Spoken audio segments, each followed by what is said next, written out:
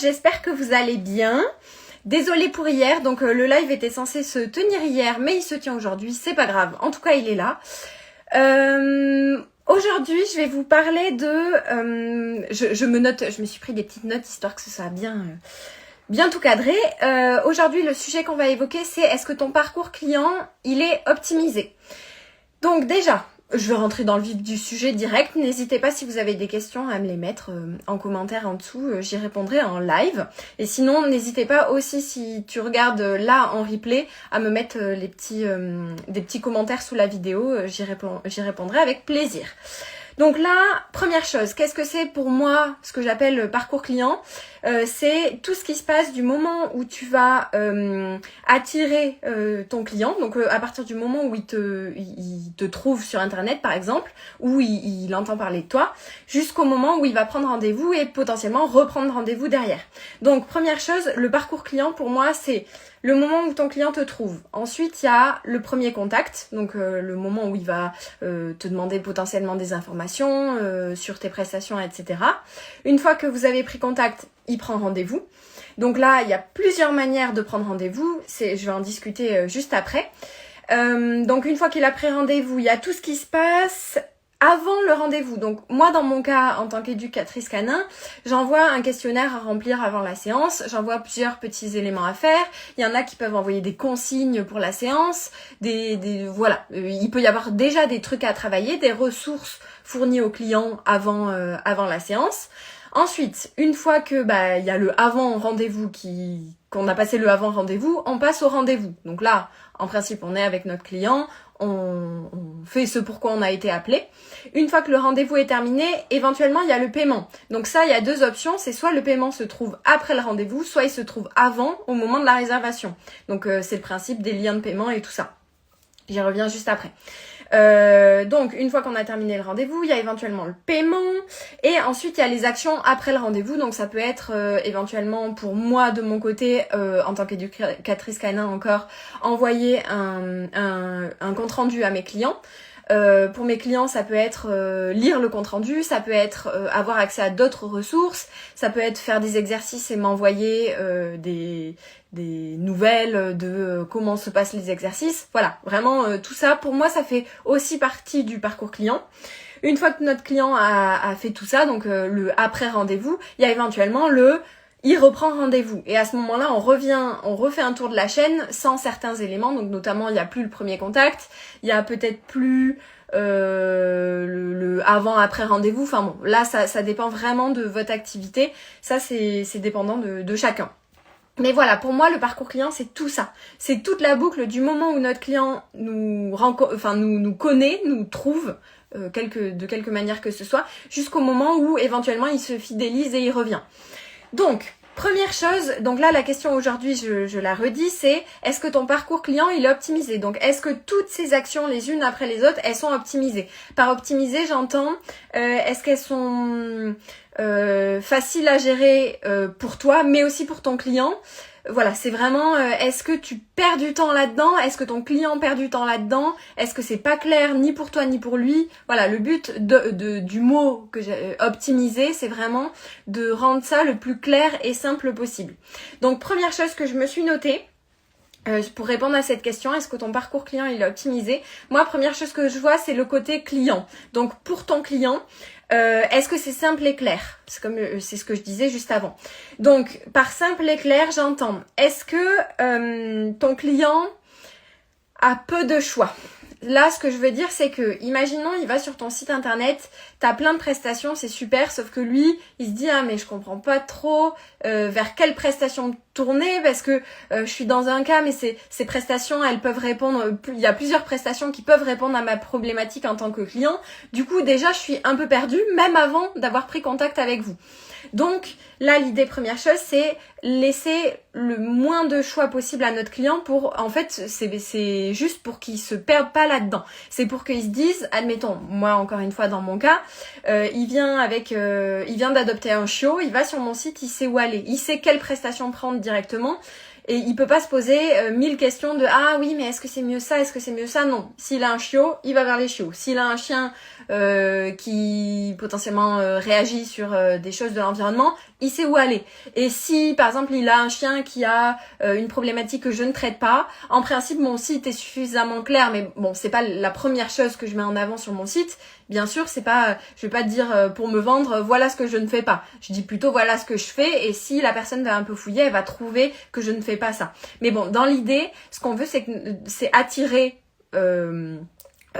avant d'attirer, on veut que notre client ne se trompe pas, mais aussi on veut que, là je reparle de site internet ou de nos réseaux sociaux ou d'un moyen de communication qui permet à nos clients de nous connaître. L'idée c'est que ils sachent s'il est au bon endroit ou pas, pour que nous aussi derrière on attire les clients qui nous, enfin notre cible quoi. En gros.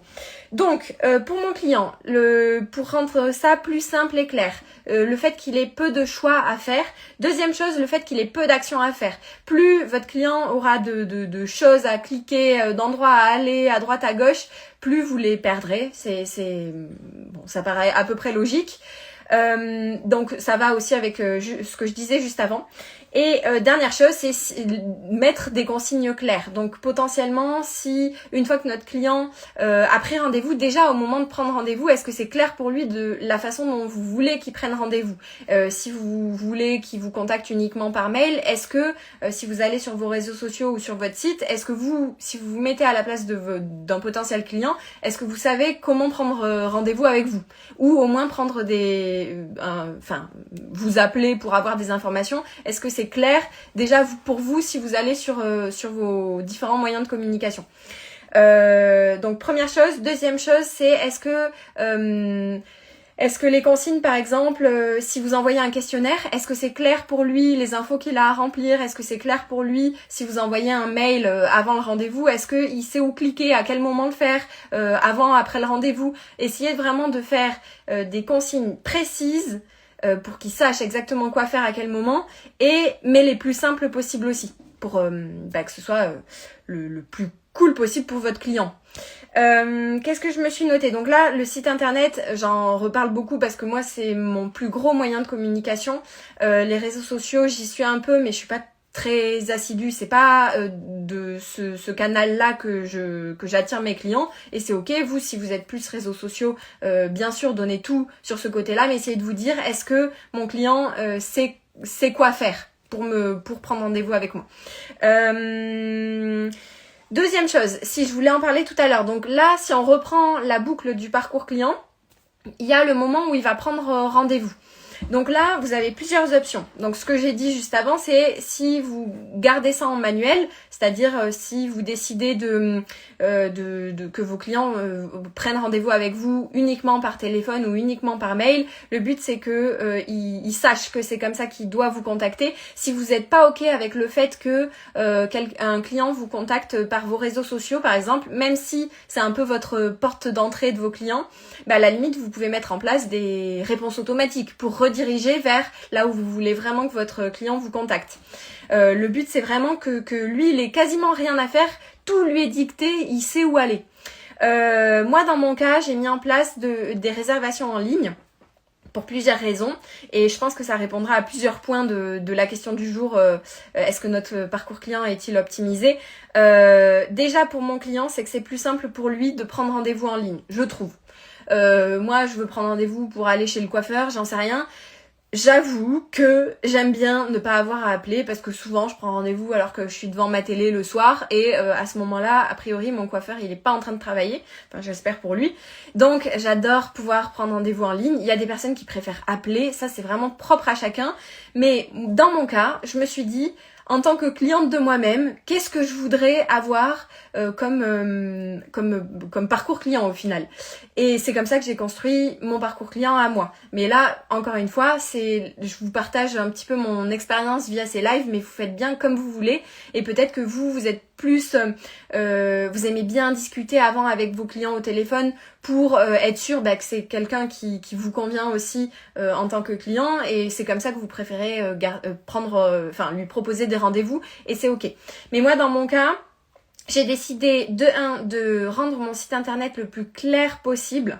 Je vous remettrai le lien vers mon compte en tant qu'éducatrice canin, parce que là je suis sur OptiBiz, mais je vous remettrai mon petit compte. Vous pourrez aller voir dessus si ça vous tente d'aller voir à quoi ressemble mon site d'éducatrice canin. Mais j'ai essayé de tout faire pour que mon site soit le plus clair et à la fois concis possible, pour que mes clients puissent ne pas avoir besoin de me téléphoner avant de prendre rendez-vous. Donc là, moi j'ai mis en place la réservation en ligne, et c'est pas que ça, c'est que j'ai mis en place aussi le paiement en ligne. Donc c'est-à-dire que au moment où mon client va décider de prendre rendez-vous avec moi, il va devoir régler le montant de la prestation. J'ai fait ça pour plusieurs raisons. Donc là, je vous les expose là, juste pour que ça puisse vous faire vous poser des questions, vous faire vous dire ok non ça me convient pas, ou ah ouais peut-être qu'il faudrait que je réfléchisse à ça. Donc j'ai fait prendre, je vais y arriver. Le paiement se fait au moment de la réservation pour deux raisons, parce que moi souvent je suis tellement dans mes séances et tout ça que ça m'est arrivé d'oublier à la fin de mes séances de dire ça fera tant et voilà comment vous pouvez régler. Heureusement que mes clients sont sympas et que c'est eux qui me le rappellent, qui me le rappelaient à l'époque. Donc première chose. Et deuxième chose, ça vous permet d'éviter des problèmes mine de rien, de mauvais payeurs. Ça vous permet en plus de ça, quand votre client réserve, une fois qu'il a réglé dès le début parce qu'il est convaincu qu'il veut faire appel à vous, c'est quelque chose qu'on met derrière nous, quoi. Et lui, il a déjà réglé, et vous avez plus à y penser, donc c'est potentiellement mieux pour tout le monde. Et autre raison, c'est que moi je fournis des ressources en ligne à mes clients dès qu'ils réservent, et pour ça je voulais pas donner accès moi aux ressources que je leur donne alors que ils ont pas réglé la prestation, parce que ou je pourrais faire payer un acompte, mais moi j'ai fait le choix de faire régler la prestation en entier. Mais effectivement, si vous donnez accès à des ressources avant la séance, je vous conseille pas de les donner si vous faites régler au moment de la séance, parce que ça veut dire que votre client il peut potentiellement avoir accès à tout un tas de contenus et vous dire 2 jours avant le rendez-vous finalement j'annule, et parce que il veut pas faire appel à nous au final. Et ce qui est ballot, parce que vous lui avez quand même donné accès à des choses qui ont de la valeur. Donc voilà. Qu'est-ce que je voulais dire d'autre ? Oui, donc ça c'est pour la réservation en ligne. Deuxième intérêt que j'y vois quand même, c'est que pour notre client, clairement, il peut prendre le créneau qu'il veut, il peut avoir son agenda et réfléchir, ah oui, alors attends, quand est-ce qu'elle est disponible, Juliette ? Ah oui, et moi je suis dispo quand ? Et en fait, ça évite 1 milliard d'allers-retours. Je pense que pour celles et ceux qui regardent ça, vous avez déjà dû expérimenter ça, de vous envoyer à votre client, ah je suis disponible tel jour à telle heure, est-ce que c'est ok pour toi ? On attend au moins un quart d'heure ou 1 heure ou le lendemain que notre client nous réponde. Et qu'est-ce qu'il nous répond ? Ah mince, ce jour-là je suis pas disponible. Donc il faut lui renvoyer un créneau, et ça peut durer très longtemps ce ping-pong là pour essayer de se trouver un créneau en commun. Donc pour cette raison aussi, donc c'est à la fois pour notre client, mais à la fois aussi et peut-être surtout pour nous, je vous conseille de réfléchir à des manières, en tout cas pas forcément la réservation en ligne, mais peut-être des manières d'éviter 1 milliard d'allers-retours entre notre client et nous. Peut-être potentiellement lui demander directement quelles sont vos disponibilités en semaine ou le week-end, peu importe, selon comment vous travaillez dans vos semaines, mais vous leur demandez dès le début quelles sont ces disponibilités, ils vous les envoient, et au moins derrière vous n'avez pas à proposer 30 000 créneaux, ou alors vous imposez un seul créneau parce que vous êtes overbooké et c'est à votre client de s'adapter. Là c'est vraiment à vous de voir. Bref, donc ça c'était les intérêts de la réservation en ligne. Il y a plein d'autres intérêts, mais bon, je vous laisserai mettre en commentaire si vous avez des questions par rapport à ça. D'ailleurs, il y a plusieurs logiciels qui permettent de faire ça. Il y en a évidemment en version payante, que vous connaissez peut-être, le plus connu c'est Calendly. Il y en a en version gratuite. Il y a moyen d'utiliser Google Agenda, il y a moyen d'utiliser Notion Calendar pour essayer au moins d'envoyer des liens de réservation ou des petits plannings qui sont pas aussi bien faits que sur Calendly, ou moi j'utilise Acuity, mais c'est déjà ça. Au moins ça peut vous simplifier la vie. Donc ça c'était le côté avant rendez-vous. Ensuite le côté après rendez-vous. Donc moi dans mon cas j'envoie des questionnaires. Les questionnaires, non, pardon. Le questionnaire, je l'envoie avant le rendez-vous, pardon. Donc là, je voulais dire avant-après réservation. Donc avant réservation, c'est comment vous faites prendre rendez-vous à votre client et essayer d'optimiser ça. Et une fois qu'il a pris rendez-vous, qu'est-ce qui se passe? Est-ce qu'il reçoit des consignes? Est-ce qu'il reçoit un mail de confirmation?